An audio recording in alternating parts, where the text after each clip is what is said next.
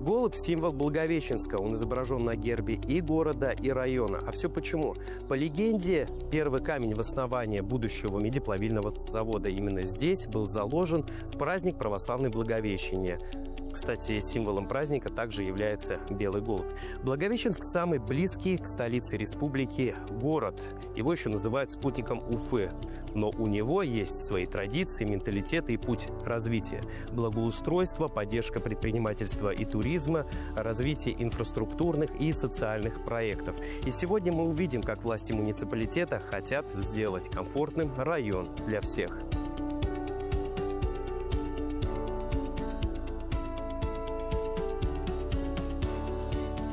Реализация нашего проекта с инвестициями планируется в размере 180 миллионов рублей. В будущем планируется в этом проекте, чтобы появились 20 рабочих мест. Мне, конечно, больше интересует вопрос сейчас, насколько номерной фонд, что будет на первом, втором этаже, двухэтажное, да, здание? Новая гостиница, которая впишется в историческую часть Благовещенска, должна появиться в ближайшие 2 года. Чтобы развивать туризм и притягивать людей, городу нужен этот проект. И муниципалитет поможет в его реализации.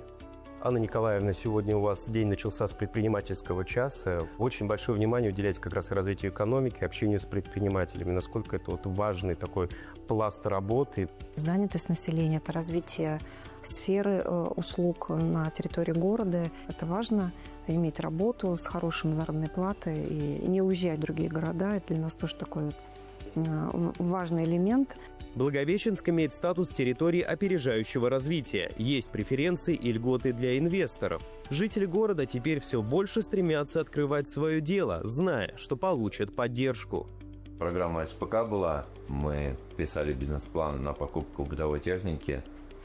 Купили пыльницу, вентиляция, планетарные миксеры, кофемашины.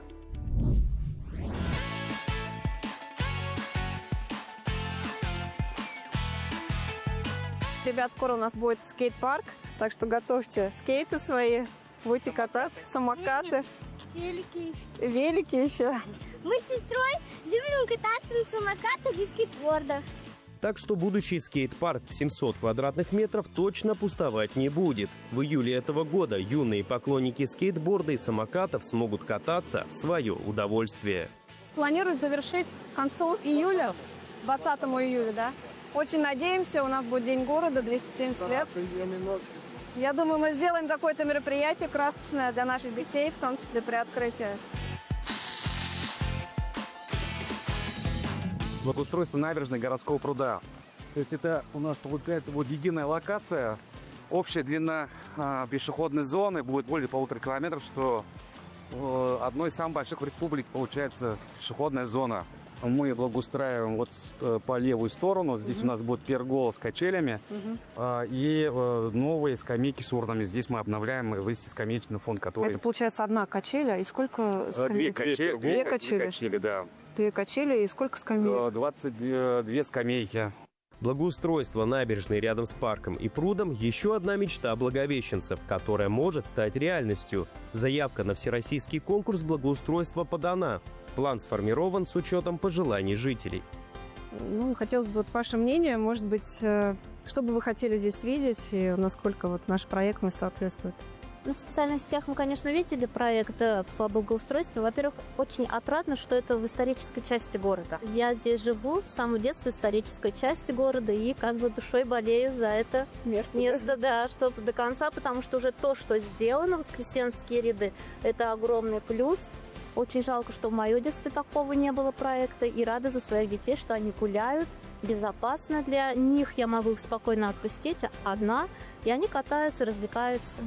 Набережная станет единым прогулочным пространством вместе с историческим центром города, где уже реконструировали аллею Дашковых и улицу Советскую.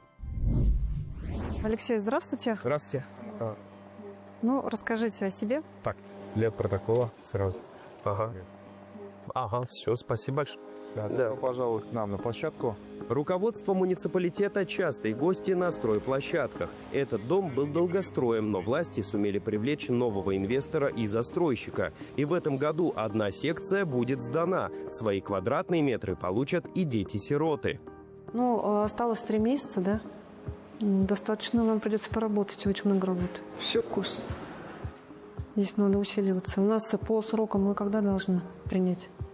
Ну, нам желательно до 17 октября. До 17. Были в крашке. То есть, во-первых, стройготовность, во-вторых, ГЖИ, да, должны приехать посмотреть. В этом году мы закупили 12 квартир для детей-сирот и детей, оставшихся без попечения родителей. Контракт нам нужно исполнить до конца октября, и поэтому сейчас плотно работаем с застройщиком. Мы стараемся каждый год, во-первых, покупать в новых домах, как бы это, чтобы новое было жилье с чистовой отделкой. Конечно, детям-сиротам хочется хороший объект передать, чтобы уже были благоустроенные территории рядом. В поездках по городу глава администрации обращает внимание на все, в том числе и на порядок на контейнерных площадках. Необходимо увеличивать количество контейнеров, делать основания, нормальный подход к контейнерным площадкам. У нас на какой стадии сейчас? Сейчас подрядчик у нас вышел на 5 площадок. В этом году будет отремонтировано 15 контейнерных площадок. В городе стартовала программа модернизации площадок накопления ТКО. Уже есть первые результаты. И теперь в одном месте расположены зоны и для крупногабаритного мусора, и для веток, и стандартные контейнеры. Анна Николаевна, я так понимаю, что за контейнерные площадки вы взялись по-особому. Что делается? Какие свои, как говорится, ноу-хау вообще вы здесь ввели? Мы заложили деньги на организацию контейнерных площадок, на закупку контейнеров. Сейчас говорим о том, чтобы установить видеокамеры на наших фонящих площадках. Фиксация нарушителей, но и сигналы будут поступать к нам, уведомления о том, что контейнерная площадка переполнена. Благовещенский район – это не только город, но и села вокруг. Внимание требует каждый населенный пункт. Наиболее болезненные точки, вот, по вашему мнению, в районе, это какие? На что люди жалуются больше всего? Больше всего на дороге. Много вопросов по благоустройству, ТКО, это несвоевременный вывоз и социальные объекты. И есть объекты, которые требуют капитальный ремонт. Это наша школа. Это мы сейчас подаем первую гимназию, школу номер 4, на участие в федеральном проекте по капитальному ремонту школ. Траншеи с трубами посреди поля, будущий магистральный водовод. Это стратегический объект для Благовещенского района, который будет питать не только город, но и ряд сел и крупных предприятий. Только в этом году на строительство власти региона направили 260 миллионов рублей. Когда Ради Фаридович приезжал к нам в апреле, подготовила справку, сказала о том, что мы готовим проект, потому что износ действующей трубы составляет больше 90%. И вот на оперативном совещании в понедельник он озвучил эту проблематику и поручил коллегам своим поддержать нашу заявку и уже сопровождать ее для получения средств. Это сельский дом культуры, Лина Поляна, наш объект, который требует капитального ремонта. Здесь у нас расположена, помимо культуры, и сам сельсовет, расположена почта. Если обратить внимание, это же памятник сталинского ампира.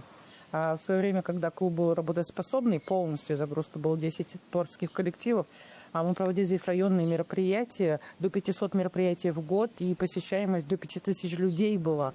Нам очень хочется, чтобы забилось духовное сердце Елены Поляны. За свою историю здание ни разу не видело капитального ремонта, и сейчас он очень необходим. В актовом зале массовые мероприятия уже невозможно проводить. С 2024 года там было поручение главы, и сейчас нам выделили небольшую часть средств и решили вот зайти на крышу, то есть с кровли начать и с укрепления стен. Фундамент мы в прошлом году сделали за счет средств местного бюджета, укрепили фундамент, ну и сейчас вот требуется такие сначала внешние работы сделать, а потом уже переходить на внутреннюю. Фойе, к слову, уникальная лепнина, сохранившаяся с советских времен. Можно создавать отдельное пространство.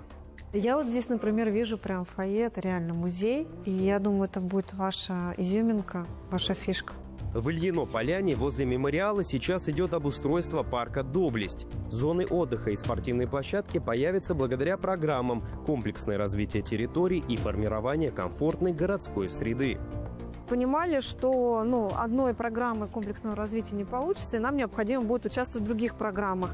И решили вот так, обычно мы все программы реализовывали на территории городского поселения, решили отдать сельскому поселению. Жители активно подхватили, голосование прошло достаточно быстро. Парк соединится с тропой здоровья, которая появилась в прошлом году. Своего рода ответ уфимскому ожерелью, который полюбился не только местным жителям. Здравствуйте. Вы обратите внимание на нашу красоту. Именно с этого места и с этой стороны. Да, вот обратите внимание, ну посмотрите, какая красота. Душа радуется. Когда у многих в 6 вечера рабочий день заканчивается, у руководителей районов он, можно сказать, в разгаре. Работа с документами не терпит отлагательств. Силы же придают своего рода талисманы на столе. Анна Николаевна, многим очень интересно знать, что есть всегда у главы администрации на столе. Помимо, конечно же, множества документов, бумаг. Я вижу, у вас еще и калькулятор есть. Это, наверное, со времен бизнес-шерифа, он с вами всегда. Я экономист, поэтому без калькулятора никак. У меня здесь на столе иконы. Икон действительно очень много, это только часть. Иконы подарены разными людьми. Это и участники СВО, матери и жены погибших участников, например. Вот эта икона мне была подарена, когда пришла ко мне на прием. Жена погибшего участника СВО, и мы ей помогали, даже психологически была помощь. И она пришла в благодарность, подарила мне эту икону. Мы с ней всегда на связи, общаемся.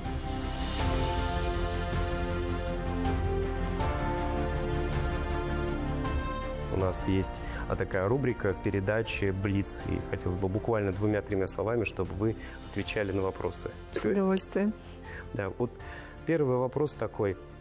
Что всегда в работе для себя и для своих коллег вы считаете важным? Важно то, что обещаешь делать. Что вы бы хотели еще бы реализовать в районе? Какие проекты вы видите наиболее помогли бы повлиять на развитие района? В первую очередь это инфраструктура, это дорожная сеть. Во-первых, люди ездят на работу в Благовещенск. В селах наших нету работы. В большинстве случаев они все это работа или в Благовещенск, или в городе Уфа. Плюс эта доступность нужна для медицинского обслуживания, что тоже очень важно. И подвоз детей. И последний вопрос. Чего бы вы хотели пожелать жителям района? Своим жителям я бы хотела пожелать, наверное, больше доброты, добрых дел, потому что вся наша деятельность, муниципальная деятельность складывается из маленьких и больших дел. Наши помощники – это не только сотрудники администрации других учреждений, это, конечно, сами жители. Именно опора на мнение жителей становится ключом к успешной реализации проектов. И тогда сельчане и горожане объединяются для созидания на своей земле.